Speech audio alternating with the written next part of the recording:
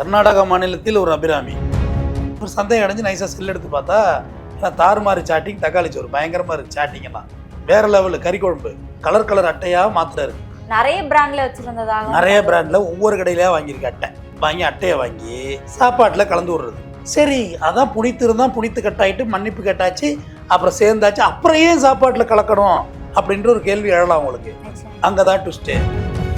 நீ மட்டும் வந்தீங்கன்னா எனக்கு ஓகே, நீ பெத்தது கட்டினது எல்லாம் இருக்கே, அதெல்லாம் விட்டுட்டு எப்படி வருவ, அது இல்லாட்டி நான் வர்றேன்னொன்னே அதுதானே உனக்கு பிரச்சனை அப்படின்னு சொல்லி தான் தூக்க மாத்திர பிளான். சார் குழந்தைங்களுக்கு கூட கொடுத்துருக்காங்களா? குழந்தைங்கலாம் ட்ரௌசியாகவே இருந்திருக்கா, டெசினேஷன் சொல்லுவாங்கல்ல.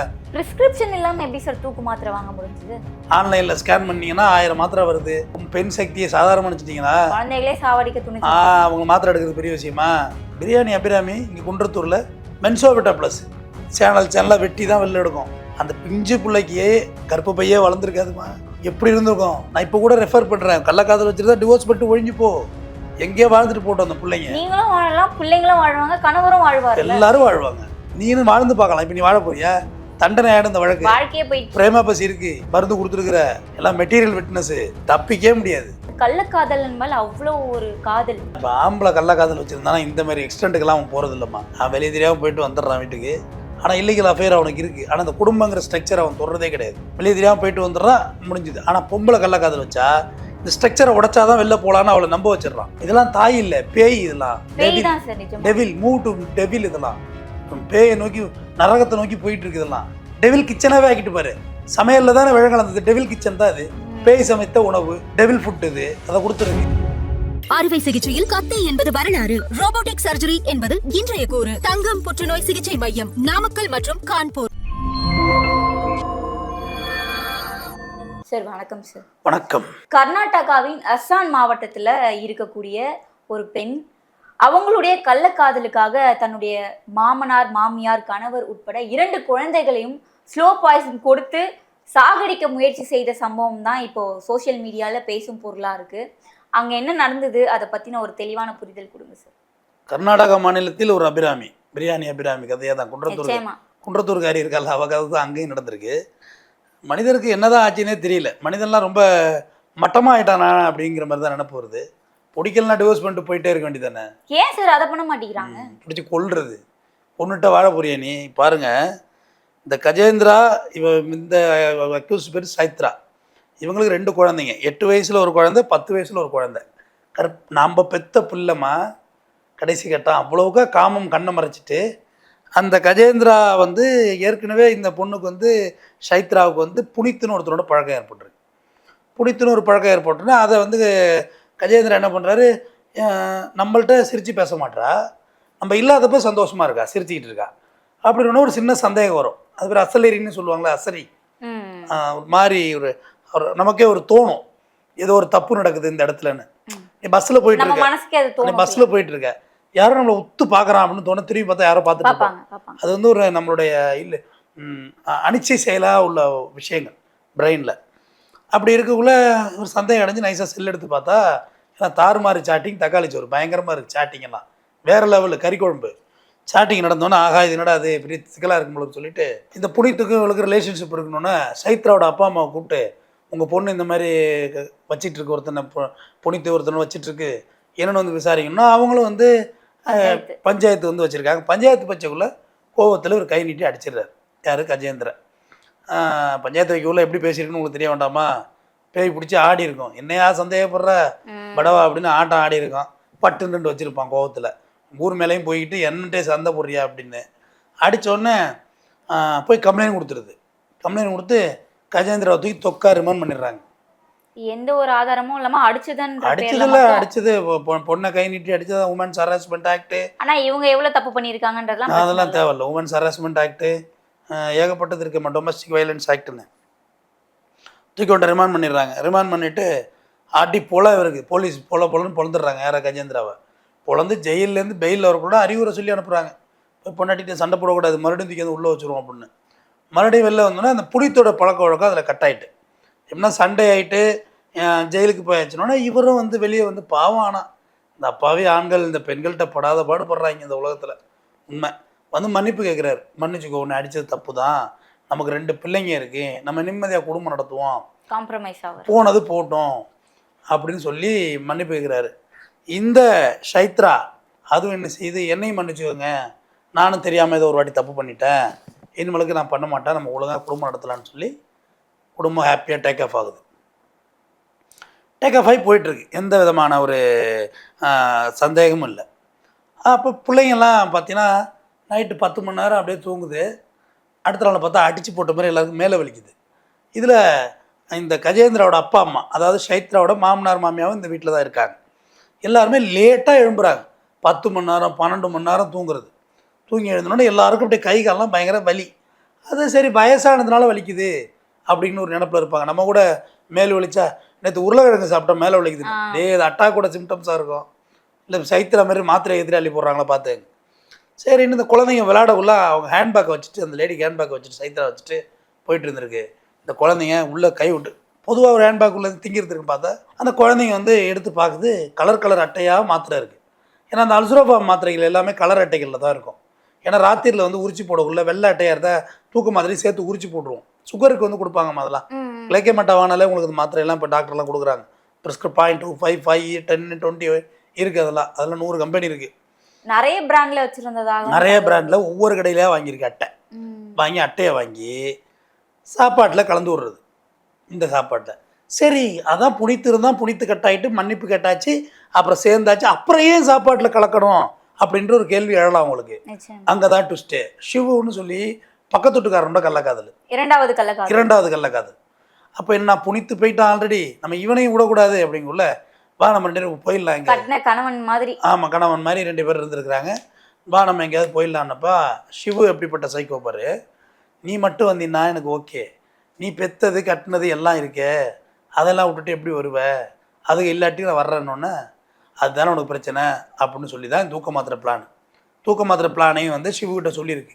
ஷிவுவும் அதுக்கு அட்மிட் பண்ணியிருக்கான் சரிதான்னு. தூக்க மாத்திரையை கரைச்சி விட்றது சாப்பாட்டில்.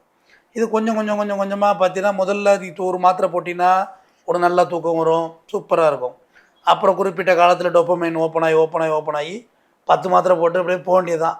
அப்புறம் ஒரு ஆறுக்குன்னா அடி வாங்க ஆரம்பிச்சிடும். சார் குழந்தைங்களுக்கு கூட கொடுத்துருக்காங்களா? ஆமாம், குழந்தைங்கள்லாம் ட்ரௌசியாகவே இருந்திருக்காங்க. டெசினேஷன் சொல்லுவாங்கள்ல, இப்படியே இருக்கிறது, ஒரு மாதிரி தள்ளாடிக்கிட்டே மந்த நிலையிலே இருந்திருக்காங்க. அப்புறம் இது தூக்கு மாத்திரை கலந்துட்டோன்னே இது இவருக்கு சந்தேகம் வந்துருச்சு. யாருக்கு? கஜேந்திராவுக்கு. சரி நமக்கு மட்டும் தான் கொடுத்துருக்காளா இவ, தெளிவாகி போச்சு. மாத்திரை மிஸ்யூஸ் ஆகுது. அவள் தூக்கு மாத்திரை போடுறதில்ல, அவள் எல்லாருக்கும் முன்னே எழும்பிடுறான். யார் அந்த லேடி சைத்ரா எழும்பிடுது, நம்ம மட்டும் தான் லேட்டாக எழுப்புறோன்னு போய் டெஸ்ட் பண்ணுறாரு. இந்த அல்புமின் இதெல்லாம் தான் டெஸ்ட் இருக்குமா, கிரியாட்டின், அல்புமின், யூரியா அதெல்லாம் இருக்குது. அல்புமின்லாம் ட்ரேஸு கூட வரக்கூடாது, மைனஸில் தான் இருக்கணும். எல்லாமே ட்ரேஸில் இருக்குது. ட்ரேஸில் இருந்தோன்னே மறுபடியும் ஃபர்ஸ்ட் யார் போய் செக் பண்ண, தனக்கு தானே பண்ணுறாரு. ஆமாம், அப்புறம் பிள்ளைங்க பேரண்ட்ஸ் எல்லாம் போய் பார்த்தா எல்லாருக்கும் அல்புமின்லாம் ஏறி இருக்குது. அல்புமின், கிரியாட்டின், யூரியாலாம் ஏறி இருக்குது. அது மெடிசன் தூக்க மாத்திரை போட்டால் கண்டிப்பாக கிட்னியை போய் அடிக்கும். அதில் இதெல்லாம் அளவு ஏறி காட்டினோன்னே இந்த மாத்திரை எடுத்துகிட்டு நேராக டாக்டர்கிட்ட போகிறாரு. மாத்திரை சாப்பிட்டா என்ன ஆகணும்னு, இந்த மாத்திரை ஸ்லோவாக உங்களை கொண்டுரும், குடும்பத்தையே கொண்டிருக்கும். உங்களுக்கு வியாதி இருந்து தூக்க மாத்திரை போட்டால் அது மருந்து, வியாதி இல்லாமல் அள்ளி போட்டு போனா விஷம் தானே அது. சரி, பிரிஸ்கிரிப்ஷன் இல்லாமல் எப்படி சார் தூக்கு மாத்திரை வாங்க முடிஞ்சது? ஏமா ஒரு பொம்பளை நினச்சா என்ன ஒன்றுமே செய்யலாம். 4 பேர் சரி கட்டி வாங்க முடியாதா? ஆன்லைனில் ஸ்கேன் பண்ணிங்கன்னா 1000 மாத்திரை வருது, 1000 கம்பெனி வருது. அதுக்கு ஒரு மெடிக்கல்காரனை ஃப்ரெண்ட்ஷிப் பிடிச்சிருக்காதா? அது என்னம்மா நினச்சிக்கிட்டு இருக்க நீ? பெண் சக்தியை சாதாரணமாக நினச்சிட்டிங்களா? குழந்தைகளே சாவடிக்க துணிச்சு அவங்க மாத்திரை எடுக்கிறது பெரிய விஷயமா? மெடிக்கல்காரன் திரும்ப பூரா அட்டை எடுத்திருக்கோம், அதெல்லாம் ஒரு மேட்ரு. அதெல்லாம் அது பல கடையில் வாங்கியிருக்கு. ஒருவேளை நாளைக்கு இறந்து போஸ்ட்மார்ட்டம் இதானாக்க ஒரே மாதிரியான மெடிசன் இன்டாக் ஆகிருக்குனாக்க மாட்டிக்கணும்னு சொல்லி எவ்வளோ ஒரு குரியல் மென்டாலிட்டி பாரு, பல கடையில் வாங்கி கொடுத்துட்ருக்கு. கொடுத்தோன்னே இது ஒரு வழியாக முடிவாயிடுச்சு. இந்த லேடி தான் இந்த வேலையை பண்ணிவிட்டு இதுவும் சேர்ந்து ஷிவும் சேர்ந்து தான் பண்ணிட்டாங்கன்னொன்னே நேராக இவர் கஜேந்திரா ஃபுல் ஆதாரத்தோட நேராக போலீஸ் ஸ்டேஷனில் கொண்டு சப்மிட் பண்ணுறாரு. இவங்களோட மெடிக்கல் ரிப்போர்ட்ஸ் எல்லாத்தையும் கொண்டு சப்மிட் பண்ணோன்னே இப்போ ஷிவையும் சைத்ராவையும் காவல்துறை கைது செய்து என்ன வழக்கில், கொலை முயற்சி வழக்கில் கைது செய்திருக்கிறாங்க. கொலை முயற்சி தானே, அட்டம்ப்ட் மர்டர் தானே, கொலை முயற்சி வழக்கில் கைது செய்து சிறைக்கு அனுப்பியிருக்கிறாங்க. இது வந்து எப்படி சொல்கிறது, நம்ம யாரை நம்புறது இல்லைன்னே தெரியல. சாப்பிட்ற பொருளுமா, பிரியாணி அபிராமி இருக்கால, இங்கே கொண்டு சாப்பாடு மட்டும் இல்லாமல் டீ காஃபி எல்லாத்துலேயும் கலந்து கொடுத்துருக்கு. ஏன்னா ஒரே ஃப்ளேவராக கொடுத்தா டேஸ்ட் தெரிஞ்சிரும்னு சொல்லி வெவ்வேறு ஃப்ளேவர். அவங்க பெத்த குழந்தை சார். பிரியாணி அபிராமி இங்கே குன்றத்தூரில் அவள் என்ன பண்ணான்னா மென்சோவிட்டா ப்ளஸ். அது எப்படின்னா உடலுறவு கொண்டுட்டு அடுத்த நாள் கொடுக்கணும் அந்த மாத்திரையை. ஒரு நாள் தான், ஒரு நாள் 48 ஹவர்ஸ் வரைக்கும் அந்த மாத்திரை வேலை செய்யும். அது பார்த்தீங்கன்னா கர்ப்பப்பையில் வந்து அந்த விந்தை வந்து தங்க விடாது. அதை வாஷ் பண்ணி வெளியே கொண்டு வரும். உள்ளே போய் வாஷ் பண்ணினா நம்ம சோப்பு போடுற மாதிரி இருக்காது, சேனலாக வெட்டி தான் வெளில எடுக்கும். ஏன்னா அது அந்த கர்ப்பப்பைக்குள்ளே போய் மென்மையானது கர்ப்பப்பை தெரிஞ்சுக்கோ. ஏன்னா இவ்வளோ எக்ஸ்பெண்ட் ஆகணும்ல குழந்தை இருக்க போய் வெட்டி எடுக்கும். அந்த மாத்திரையை தான் கொடுத்துருந்துச்சு. அந்த பிஞ்சு பிள்ளைக்கே கர்ப்பப்பையே வளர்ந்துருக்காதுமா, எப்படி இருந்திருக்கும், வெட்டி எடுத்துருக்கோம் அப்படியே. அப்பையும் சாகலை, நெஞ்சு மேலே ஏறி உட்காந்து மூச்சை பிடிச்சி கொண்டுது அபிராமி. சரி, எனக்கு என்ன கேள்வினா இவங்களுக்கு எப்படி இந்த கொலை பண்ற ஐடியா வருது, எங்க இருந்து எடுக்கிறாங்க இந்த ஐடியாவை? முதல்ல காமம் அந்த அளவுக்கு ஏறி போச்சு. சங்க இலக்கியத்தில் கூட இருக்குது. கள்ளக்காதலியை பார்க்குறதுக்காக போவான் உடலுறவு கொள்றதுக்கு. 2வது மாடியில் இருப்பாள் கள்ளக்காதலி.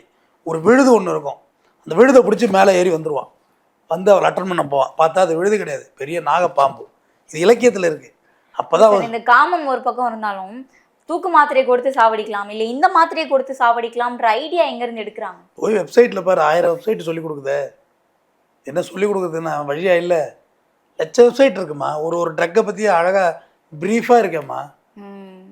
நீ இப்போ ஒரு மாத்திரை வாங்கிட்டு வந்தால் அந்த மாத்திரை போட்டா பிடிச்சினா போதும், கூகுளில் அது சொல்லுதே. தமிழில் வேணாலும் சொல்லுது, உன் மதர் டங் எதில் ஒன்றுமே சொல்லுதே. என்ன மாத்திரை, இது ஏது, இதோட சைடு எஃபெக்ட்ஸ் என்ன, எல்லாமே சொல்லுது இல்லைம்மா. இதெல்லாம் கற்றுக்கிறதுக்கு அதான் சொல்கிறேன். இந்த பக்கிய எந்த விஷயத்தை கற்றுக்க சொன்னால் எதை போய் கற்றுக்குது பாரு. நான் என்ன சொல்கிறேன், நான் சிம்பிளாக சொல்கிறேன். குன்றத்தூர் அபிராமியும் சொல்கிறேன், கொஞ்சம் வெயிட்டிங்கு. அவன் புருஷன் வந்திருந்தா புருஷன் காலி தான் குன்றத்தூர் மெட்ரலையும். பெஸ்ட் டிவோர்ஸ் பண்ணிட்டு போயிடலாமே, கோர்ட்டில் இருக்கே. நான் இப்போ கூட ரெஃபர் பண்ணுறேன், கள்ளக்காதல் வச்சுருந்தா டிவோர்ஸ் பண்ணிட்டு ஒழிஞ்சு போ, எங்கேயோ வாழ்ந்துட்டு போட்டோம் அந்த பிள்ளைங்க. நீங்களும் வாழலாம், பிள்ளைங்களும் வாழ்வாங்க, கணவரும் வாழ்வார், எல்லாரும் வாழ்வாங்க. நீனும் வாழ்ந்து பார்க்கலாம். இப்போ நீ வாழ போறியா? தண்டனை ஆகிடும் இந்த வழக்கு. வாழ்க்கையே போயிட்டு பிரேமா பசி இருக்குது, மருந்து கொடுத்துருக்குற, பிளட் டெஸ்ட் இருக்குது, எல்லாம் மெட்டீரியல் விட்னஸ்ஸு. நீ தப்பிக்கவே முடியாது. இப்போ எல்லாரும் வாழ்க்கையும் போயிடுச்சுல்ல, பரவாயில்ல. இவராவது சுதாரிச்சாரு அந்த கஜேந்திரன். சுதாரிக்க முட்டிருந்தா மரணம் தான் வந்திருக்கும். ஸோ அதை விட பெட்டர் நீங்கள் போயிட்டு டிவோர்ஸ் பண்ணிக்கோங்க, கோர்ட்டுக்கு போங்க, டிவோர்ஸ் பண்ணிக்கோங்க சிம்பிளாக.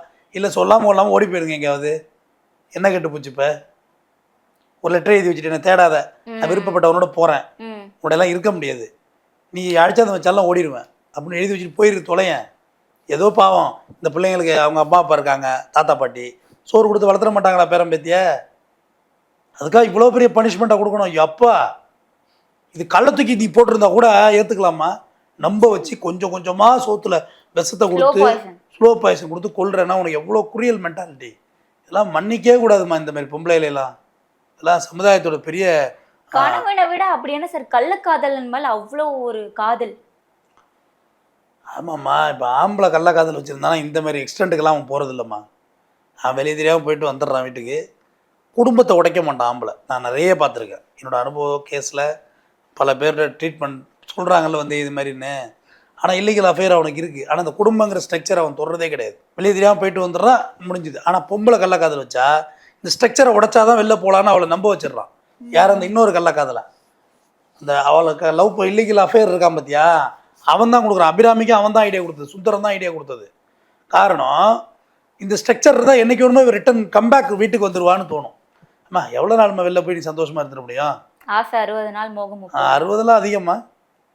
இந்த குடிக்கிற வெள்ளச்சாரியத்துக்கெல்லாம் 60 அதிகம், 15 வச்சுக்கலாம். அவ்வளவுதான். 10 நாளே தாங்காதுமா. ஒரே ரூமுக்குள்ள எத்தனை நாள் இருப்பீங்க? வேலை வெட்டி வேணும், வருமானம் வேணும். எப்படி இருந்தாலும் ஒரு கட்டத்தில் கம்பேரிட்டிவ் பண்ண ஆரம்பிப்பாங்க. நம்ம வீட்டுக்காரன் எப்படி பார்த்துக்கிட்டான், இவன் என்ன இப்படி பேசுகிறான், கண்ணே மானே தேனே நடுவில் போட்டுக்க அப்படிலாம் ரொம்ப நேரம்லாம் பேசிகிட்டு இருக்க முடியாது. ஏதாவது இரிட்டேட் பண்ணுவான், கடுப்பில் ஏதாவது திட்டுவான். திட்டினோன்னே எங்கள் வீட்டுக்காரன் திட்டவே மாட்டான், நீ என்ன திட்டுற, நான் போகிறேன் அப்படின்னு சின்ன பிள்ளை எழுமுல அந்த மாதிரி நிலை வந்துடும். எங்கேயே கேட்ட குரல்னு ரஜினிகாந்த் படம் ஒன்று இருக்குது பாருங்கள், மாஸ்டர் பீஸ் ரஜினிகாந்துக்கு. அம்பிகா தப்பு பண்ண மாட்டா. தன்னோட ரஜினிகாந்த் வந்து விவசாயியாக இருப்பார். ராதா தான் அம்பிகாவை ரொம்ப இது ரஜினியை நேசிப்பாங்க. பட் ரஜினிகாந்த் வந்து அம்பிகாவை நேசிப்பார், அம்பிகாவை கல்யாணம் பண்ணுவார். அம்பிகாவுக்கு பிடிக்காது ரஜினியை. ஏன்னா அந்த குமுதம் காமிக்ஸ் எல்லாம் படிச்சுக்கிட்டு உட்காந்துருக்கும், அது மாடர்ன் வியூஸாக இருக்கும். அது ரஜினி வேர்வையோடு வந்து கட்டி பிடிக்கும், வேர்வை நாற்று அடிக்குதுன்னு சொல்லும். பார்த்தா அது போயிடும், அந்த பண்ணையாரோட பிள்ளையோட போயிடும். அந்த போய்ட்டு கடைசி வரையும் வர முடியாது. அதுக்கு ஒரு குழந்தை இருக்கும். அது மீனா 2வது தரத்தில் ராதா கல்யாணம் பண்ணி மீனா இருக்கும். கடைசியாக ஊரை விட்டு ஒதுக்கி வச்சுருப்பாங்க. இறந்து போய்டும் அப்படியா. யாருமே போகக்கூடாதுன்னு அந்த ஊர் தலைவருடைய பொண்ணு தான் அது. மருமகன் தான் ரஜினி. மருமகன் நான் போகணும் பாரு. அவர் ஊர் தலைவர், நீ போனீங்கன்னா நாங்களும் உங்களை ஒதுக்கி வைக்கிற மாதிரி இருக்குன்னு. பரவாயில்லன்னு போய் ரஜினி போய் அடக்கம் பண்ணிட்டு வந்து ஒரு மரத்தடியில் உட்காந்துருப்பார். அப்படியே பிளாக் ஷாட்டில் அவுட்டில் போகும் கதை. ரஜினி அவ்வளோ மாஸ்டர் பீஸு. புருஷனை விட கள்ளக்காதல் மேலே போகுதுன்னா இந்த இப்போ சொன்னேன்ல, ஏதோ ஒரு விஷயம் பிடிக்கும், அவங்க அப்படியே இப்போ ட்ராவல் ஆகி போயிடுறாங்க. பட் ஆனால் கல்யாணம் பண்ணிட்டோம்னா நமக்கு பிடிக்குதோ பிடிக்கலையோ, இது அறிவுரைங்கிற மாதிரிலாம் வேண்டாம். முற்போக்கு பேசுகிறோம்னு சொல்லி சில தற்கூரிகள் பேசி கன்ஃபியூஸ் பண்ணிடுது மக்களை. அப்படிலாம் கன்ஃபியூஸ் ஆகாதீங்க. நம்ம சந்தோஷமாக இருக்க வேண்டியது தான். ஒயின் ஷாப்பில் போய் குடிக்கிறோம், ஒயின் ஷாப்லேயே படுத்துக்க முடியுமா? அப்படியே சொல்லு. ஹோட்டலில் போய் நல்ல ஹோட்டலில் சாப்பிட்றோம், ஹோட்டல்லே தங்கிடுவியா? வீட்டுக்கு வந்துடணும்ல. இந்த குடும்பங்கிற இன்ஃப்ராஸ்ட்ரக்சரை வந்து உடைச்சிடக்கூடாது. இது ரொம்ப முக்கியமானது. இது ஒரு குருவிக்கூடு, அழகான குருவிக்கூடு. நம்ம வெளில போகிறோம் வர்றோம், அது வேறு விஷயம். ஆனால் இந்த குருவிக்கூட்டை உடைச்சிடக்கூடாது. சார், இந்த சைத்ராவே 11 வருஷம் இவங்க கூட வாழ்க்கை நடத்தியிருக்காங்க. கடந்த ஒரு 3 வருஷமாக தான் பிரச்சனை. அந்த பிரச்சனையில் கள்ளக்காதலனுக்காக இப்படி ஒரு முடிவு. மாமனார், மாமியார், கணவர், 2 குழந்தைகள் எல்லாரையும் சாவடிக்கிற மாதிரி. இதில் என்னன்னா, பிரியாணி அபிராமி, மத்திய பிரதேசம் சோனம், பெங்களூரு ஹரிணி, அந்த வரிசையில் இப்போ ஹசன் சைத்ரா சேர்ந்துட்டாங்க. இவங்களுக்கு அடுத்து யார் அப்படின்ற கேள்வி தான் சார் இப்போ இருக்குது. இல்லை சோனம் வந்து நான் வேறு மாதிரி பார்க்குறேன். சோனத்தை இதோட சேர்க்காதீங்க. அது இதை விட ஒரு படி மேலே போன சைக்கோ. அது இதில் சேர்க்க வேண்டாம். இது அதை விட 2 படி மேலே வந்த சைக்கோ. 11 வருஷம் வளர்ந்துருக்கு, பிள்ளைங்களையும் கொண்டு இருக்குது. சோனத்துக்கு வந்து கூட ஒரு மாரல், அதோட ஸ்டோரி வேற மாதிரி. பிரியாணி அபிராமி அது இந்த மாதிரி சைக்கோ தான். இதெல்லாம் ஒன்றுக்கு ஒன்று பஞ்சம் இல்லைன்னு சொல்லுவாங்கல்ல, ஒன்றுக்கு ஒன்று சலைச்சது. எல்லாம் அது பயங்கர சைக்கோ. இது மாதிரி சைக்கோக்கள் இந்த சொசைட்டியில் இருக்குங்கிறத முதல்ல நம்ம ஒத்துக்கணும். நமக்கு ஒன்றும் நடக்காது அப்படின்னு இந்த அழகாக சொல்லுவாங்கம்மா பொம்பளை பிள்ளைங்க. இவ்வளோ பெரிய தப்பு பண்ணிட்டு கூட என்னை நம்புறே இல்லை, என்னைய போய் சந்தேகப்படுறியா நீ? உன்னோட நான் வாழ மாட்டேன், இப்போ என்னை சந்தேகப்பட்டுட்டா அப்படின்னு சொல்லி 2 நாள் சுவிட்ச் ஆஃப் பண்ணிட்டு வச்சுருந்தேன். அந்த 2 நாள் ஏதோ ஒரு கள்ளக்காதலோட ஊர் சுற்ற போகுதுன்னு அர்த்தம். 2 நாள் சுவிட்ச் ஆஃப் பண்ணுறோம். இவன் தவிச்சு போய் சாரி பேபி, சாரி செல்லம்னு மெசேஜாக கொடுத்து மண்ணா போய் இவன் செல்லுலேருந்து அடித்து கையெல்லாம் தேஞ்சி போய் லவ் பண்ணுறாருல இவர். உன்னை சந்தேகமே பட மாட்டேன் பேபி, நீ என்னோட பேசினா மட்டும் போதும் பேபிம்மா. சந்தேகப்பட மாட்டில்ல, சத்தியம் பண்ணு, சத்தியமாக பட மாட்டேன் பேபி அப்படின்னு சொல்லிட்டு மறுபடியும் ஓட்டுவாங்க ஒரு 6 மாதம். மறுபடியும் எப்போ அவுட்டிங் போகணுமோ மறுபடியும் சண்டை போடுவாங்க. ஆனால் இப்போ அது வாண்டல்லையா லேடிஸ் சண்டை போடுவாங்க ஆம்பளைகிட்ட. ஆம்பளை சண்டை போடுறான்னா என்ன, குடிச்சிட்டு வந்து கத்துவாமா கழுத, வேறு என்ன செய்ய முடியும் அவனால்? குடிச்சிட்டு வந்து உங்கள் அம்மா அப்போ 20 வருஷத்துக்கு முன்னாடி நகை போடுறேன்னாங்களே 1.5 பவுன் நகை, அதை போட்டால வாயா ஏமாற்றி விட்டா பாரு என்னைய. நான் ஒரு அப்பாவை இன்னொன்று பையலோ பொண்ணோ பெரிய பிள்ளைங்களா இருக்கும், எப்பா மூடிட்டு படுங்கப்பா தேவையில்லாமல் பேசிட்டு அப்படின்னு என் பிள்ளை சொல்லிட்டான், படுத்துறப்பாடு படுத்துருவான். இவன் இவ்வளவுதான் கேப்பபிளாக, இவ்வளவுதான். ஆனால் பொம்பளையும் அப்படி கிடையாது. நான் உடனே பெண்கள்லாம் கொந்தளிச்சு எழுந்துட போகிறாங்க கீழே இருந்து வேற. நான் ஒன்றும் பயப்பட மாட்டேன். இது உண்மை தானே, இந்த 4 எவிடன்ஸை வச்சு தானே பேசுகிறோம். சைத்ராவுக்கு இவங்க என்ன பதில் சொல்ல போகிறாங்க? பிரியாணி அபிராமிக்கு நான் எதிராக வீடியோ போட்டிருந்தேன், அப்போ வழக்கம் கொடுத்துருந்தேன். அதுக்கு ஒரு முற்போக்குவாதி வந்து எனக்கு பயங்கரமான கமெண்ட்லாம் கொடுத்தான். பிரியாணி அபிராமியை கண்டிக்கிறதுக்கு என்ன ரைட்ஸ் இருக்குது? சுதந்திரமாக வாழ தானே ரைட்ஸ் இருக்குன்னா. டே மென்டல், சுதந்திரமாக வாழறது ரைட்ஸ் இருக்குடா. எது கொலை பண்ணுற நீ? கொலை பண்ணுறது ஒன்றும் சுதந்திரம் கிடையாது. நீ ஊர் மேலே போ, அது உன்னோட சுதந்திரம். ஆனால் கொலை பண்ணுறதுக்கு என்ன ரைட்ஸ் இருக்குது? நீ இப்போ இவனோட போ, இவன் ஷிபுவோட போ, பபுவோட போ, கபுவோட போ, யாரோட வருமோ போ, எங்கே போ. ஆனால் அதுக்கு கொலை பண்ணுறீல ஸ்லோ பாய்சன் கொடுத்து, அது எவ்வளோ பெரிய தப்பு. சரி, உன் புருஷனால தொந்தரவு கொலை பண்ணுற, உன் புள்ளனால தொந்தரவு குழந்தைங்களை கொலை பண்ணுற. மாமனார் மாமி அவனுக்கு என்ன பண்ணாங்க? சீனியர் சிட்டிசன்ல குழந்தைகளுக்காக உயிரையே கொடுக்குற தாயை தான் பார்த்துருப்போம். பட் கள்ளக்காதலனுக்காக குழந்தைகளோட உயிரையே எடுக்கிற தாய் இங்கே அதிகமாயிட்டாங்களோ அப்படின்னு தோணுது. ஐ திங்க் சீனாவில்னு நினைக்கிறேன், எனக்கு சரியா ஞாபகம் இல்லை, நினைவு சொல்கிறேன். டோட்டலாக அந்த பில்டிங் ஃபயர் ஆகுது. அப்போ வந்து தன்னோட குழந்தைய வந்து தன் கையிலேருந்து வெளில ஜன்னலில் புட்டிச்சிருந்த தாய் அப்படியே உள்ளே எரிஞ்சு போயிருந்தான், குழந்தை உயிரோட இருந்தது. இப்படிலாம் பார்க்கும்போது ரொம்ப அதிர்ச்சியா இருக்கு சார். இதெல்லாம் தாய் இல்லை, பேய். இதெல்லாம் டெவில், மூவ் டு டெவில். இதெல்லாம் பேயை நோக்கி, நரகத்தை நோக்கி போயிட்டு இருக்கு. இதெல்லாம் டெவில் கிச்சனாகவே ஆக்கிட்டு பாரு. சமையலில் தானே விழங்கலந்தது, டெவில் கிச்சன் தான் இது. பேய் சமைத்த உணவு, டெவில் ஃபுட் இது, அதை கொடுத்துருக்கு. தாய்னா எவ்வளோ புனிதமானது. நாயிட்ட கூட தாயை கொண்டு தப்பை பாருமா, தன் பிள்ளைக்காக வேண்டி அப்படி போராடுது. அன்றைக்கி ஒரு யானை வந்து யானை குட்டி அடிபட்டுருச்சு லாரியில், அப்படியே சுற்றி நின்று அழுவுதுமா. ஒரு மனுஷன் அழுகுற மாதிரி ஒவ்வொன்றும் அழுவுது. ஒரு அனிமல்ஸும் தான் குழந்தைகளை எப்படி பேணுது. போய் இறைய எடுத்தாந்து குருவி அப்படியே சுக்கு சுக்கு சுக்குன்னு வாயில ஊட்டி விடுதுமா அந்த புழுவை. அந்த இறை முளைக்காத மனிதர்கள் தான் மிருகங்களா? பாம்பு வருது, பாம்பு அட்டாக் பண்ணுது. கோழி அப்படியே பருந்த பூந்து அட்டாக் பண்ணுது குஞ்சை காப்பாற்ற. அப்படியே இறக்குக்குள்ள அவ்வளோ குழந்தைகளையும் வச்சுக்கிட்டு மழையில் அந்த பெண் கோழி இருக்கிற பாட்டை பார்த்தோம் நம்ம. அதெல்லாம் பார்த்து வளர்ந்த நம்ம. ஆனால் இதெல்லாம் என்னத்தை சொல்கிறது? அவ்வளோக்கா காமம் மீறி போச்சு. காமம்ங்கிறது ஒரு லைஃப்பில் ரொம்ப பிட் ஆஃப் பிளேஸ்மா. ஒரு ரொம்ப பார்ட் ஆஃப் தி லைஃப் தான் சார் அது. அதுக்காக அதான் வாழ்க்கையும் கிடையாதுல்ல. இல்லை பார்ட் ஆஃப் லைஃப்லாம் சொல்லக்கூடாது, அப்படிலாம் இல்லைம்மா. காமம் தாண்டிய உலகம் பெருசுமா. அது பெரிய முனிவர்கள்லாம் காமம் தாண்டிய உலகத்தில் தான் உலகத்தை கண்டுபிடிச்சாங்க.